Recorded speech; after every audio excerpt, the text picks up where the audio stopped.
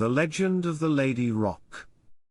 In the 15th century a feud subsisted between the Lord of Argyll and the chieftains of Maclean. The latter was totally subdued by the Campbells, and Maclean sued for peace, demanding, at the same time, in marriage, the young and beautiful daughter of Argyll. His request was granted, and the lady was carried home to the Island of Mull. There a son was born.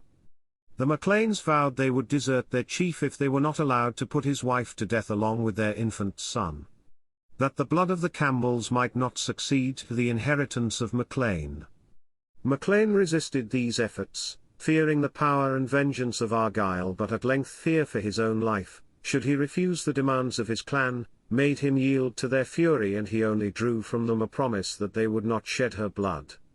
One dark winter night the lady was forced into a boat, and then, regardless of her cries and supplications, left upon a barren rock midway between the coasts of Mull and Argyll, which at the high water was covered by the sea. As she was about to perish, she saw a boat steering its course at some distance. She waved her hand and uttered a feeble cry. She was now on top of the rock and the water almost covering her shoulders. So the boatman mistook her for some strange bird.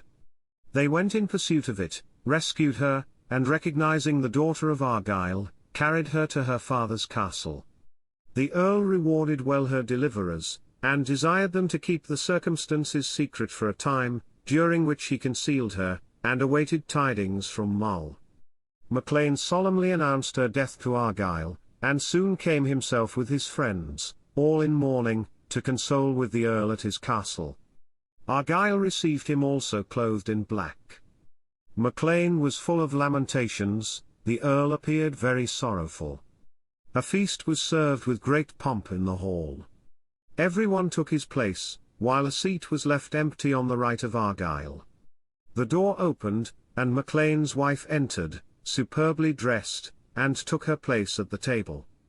Maclean stood for a moment aghast, when the servants and retainers made a lane for him to pass through the hall to the gate of the castle. The earl's son, the Lord of Lorne, followed, and slew him as he fled. His friends were detained as hostages for the child, who had been preserved by the affection of his nurse. The fair daughter of Argyll was rewarded for her undeserved sufferings by wedding, with her father's consent, an amiable young noble who adored her. To this man her father had formerly refused her hand, disposing of her as a bond of union to unite the warring clans of Argyll and Maclean.